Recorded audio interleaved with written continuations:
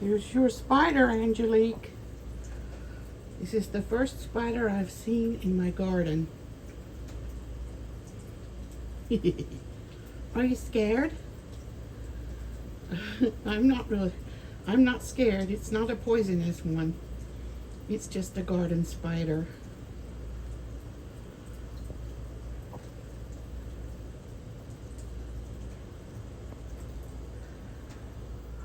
I've got a little rain drum.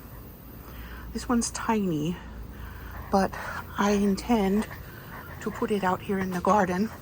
So when it rains, I can hear rain music. I'm gonna set it down here. I think this garden needs a weed eater. I have ordered a bigger one too, but I ordered it after this one, so this one arrived today. And then the bigger one should be coming soon.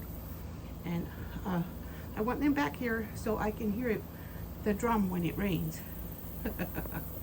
They're cute. It's a fun idea. Yes, this garden back here is doing all right. The eggplants, I keep treating them with that diatomaceous earth, and I keep picking off these live bugs.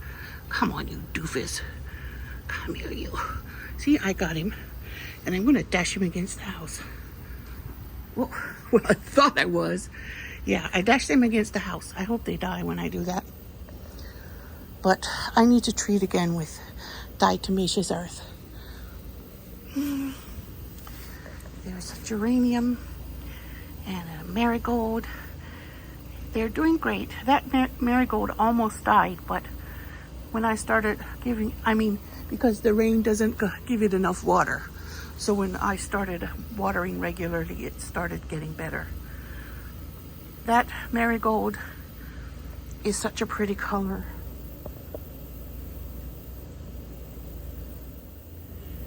It's so pretty. I needed it. As soon as I saw it sitting there, I got it. You might hear the boys making noise in there. Their friend came over and now they're making a lot of noise. Happy noise is good. I had some hanging baskets that were nearly dead when I hung them out here. This has some brown stuff in it. I just watered it, but it might need a little more. But oh my God, there's a bird egg in it. A bird laid an egg in it. I'm not gonna do anything to it. I want that bird to come make a nest and hatch babies. That purple plant got really healthy now. It was just a tiny little thing and I thought it might die. So I hung them out here. This one was okay, but I hang it out in the summer every time. And the ferns were nearly dead, and that prayer plant was nearly dead. All three of the ferns have gotten well since I put them out here and under the tree where they get fresh air, and it's shaded here.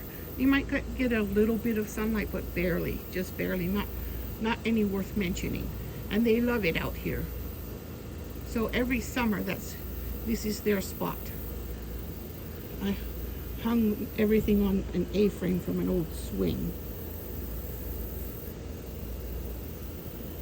These things also leapt in growth. They were cuttings I took, and the original plant ended up dying, but I had so many cuttings, I brought them outside. I have 2 healthy cuttings now that are growing and healthy. Those are golden pothos. And that is a mini rose. It's 2-tone. It's red and white.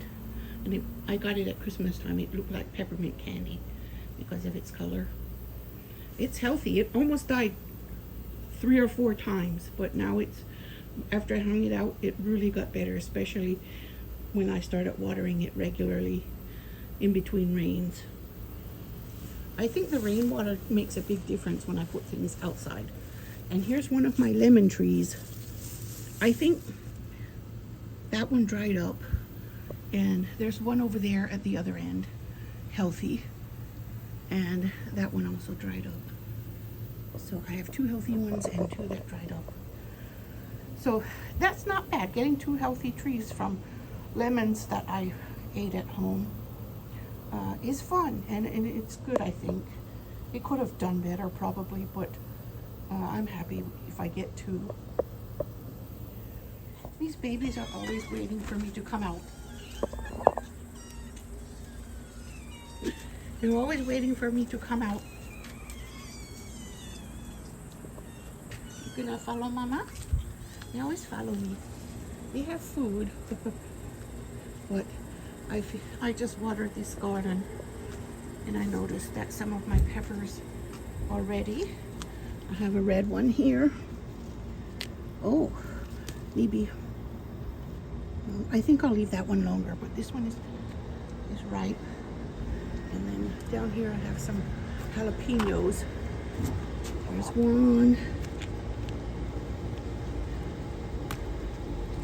And here's another. Well, that one is a bit small, but I guess I'll take it. Because when you pick one, you encourage more to grow. I'm waiting for those tomatoes to ripen. This is also a pink brandywine tomato bush. This one is getting some new ones. I picked off all the ones it had, and now it's making new ones.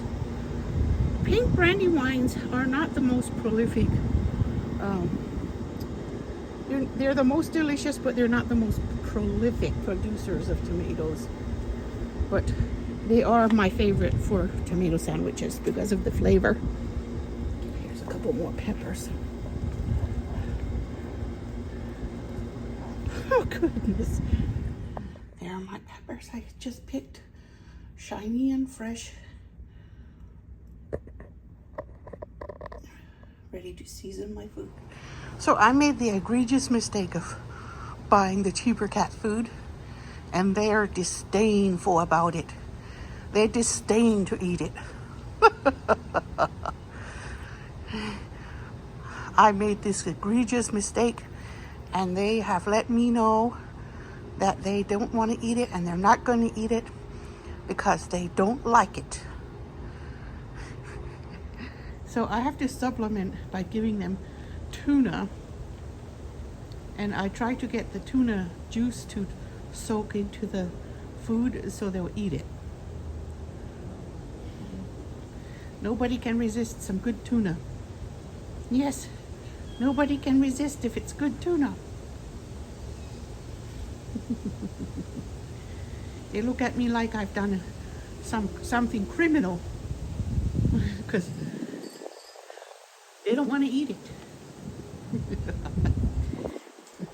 All right, this is what my asparagus look like now. They look like ferns, and all 8 of them grew. Alhamdulillah, I'm happy that they grew. I thought I'd give you guys an update if you want to see that all of them grew. That one has another spike coming up. So I'm happy to see them grow. Every one of them. As you can see, they're very thin. And when they grow like that, if you let them grow, they turn like kind of like ferns. If I had cut them when they were tiny spikes, they would have been not like ferns. But they're not really appetizing when they're too small, so we let them grow. And I wanted to show you my back garden, although it does need a few weeds pulled. I've got my 100-foot hose now, and I can reach all the way back here and water them.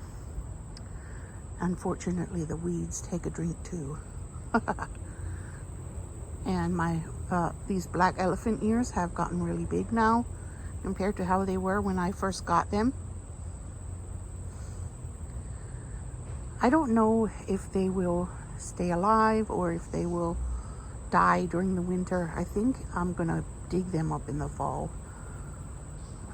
But the polka dot plant over there, it's getting really big, and the green and white polka dot plant back there is getting really big. I have to bring my loppers and come back here and dig a little. I think my one foxglove might be dead. It might have died completely. I don't know. I hope it dropped seeds so I can have more next year. That coleus got really big, and it's a pretty dark color. And there's that colorful, it has green on top and purple on the bottom of the leaves, and it's a coral bell, and it's doing well. And that fern is doing well, and the bigger fern back there is doing well. And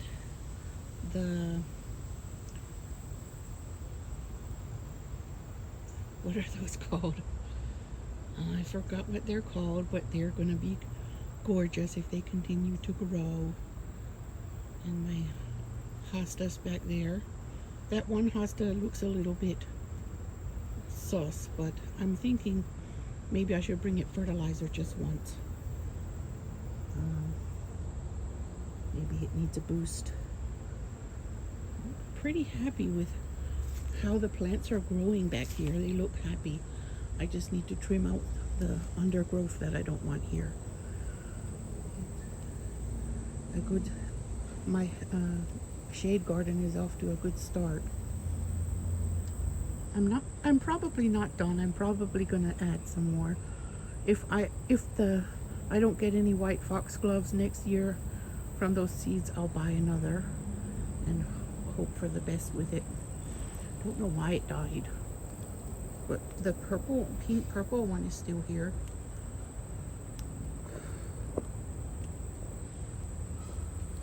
I think it's gonna rain. I'm feeling some sprinkles. Columbine, that's what those are. There's one here and one here. So as long as I keep watering every day, they should keep going and doing all right.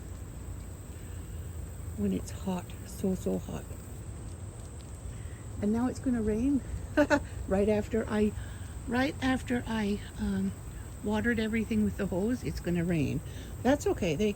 They'll get plenty of water now. I have a couple of little nasturtiums growing here. There were more, and something ate them. There's a couple more coming, so I hope I'll have at least a couple to save seeds from. And these are hibiscus, I think. For making hibiscus tea, my mom gave me those, and they just seem to be very, very healthy. They took off growing, and it doesn't look like anything got them down. So hopefully they'll continue that. And those are my husband's Arabic cucumbers that he wants. He loves. I gave them that trellis so they can climb and not be on the ground. And of course, my husband had trimmed the trees back here. He trimmed that tree so the fig tree could get more light, and the fig tree is doing well right now. So hopefully, I'm thinking I would like that biggest branch up there cut too, on that tree right there. Just it can be shorter, and it's okay if it gets bushier if it's short enough that it doesn't block the sunlight from the fig tree.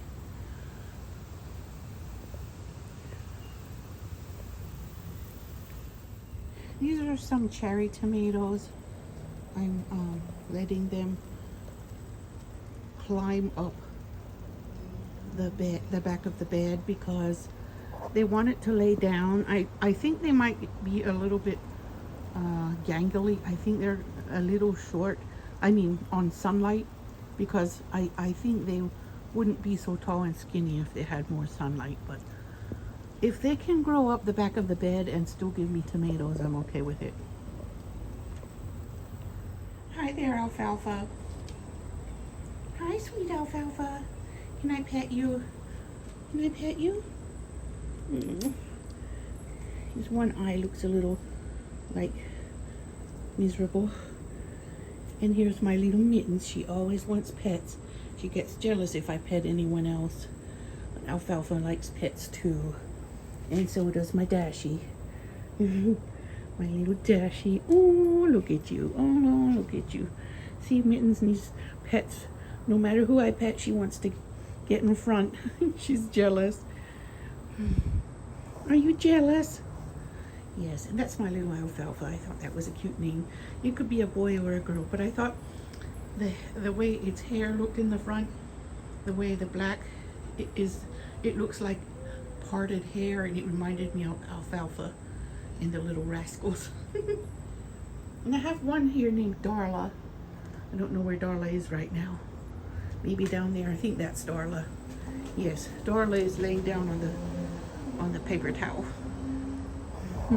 I was cleaning the kitten's eyes, so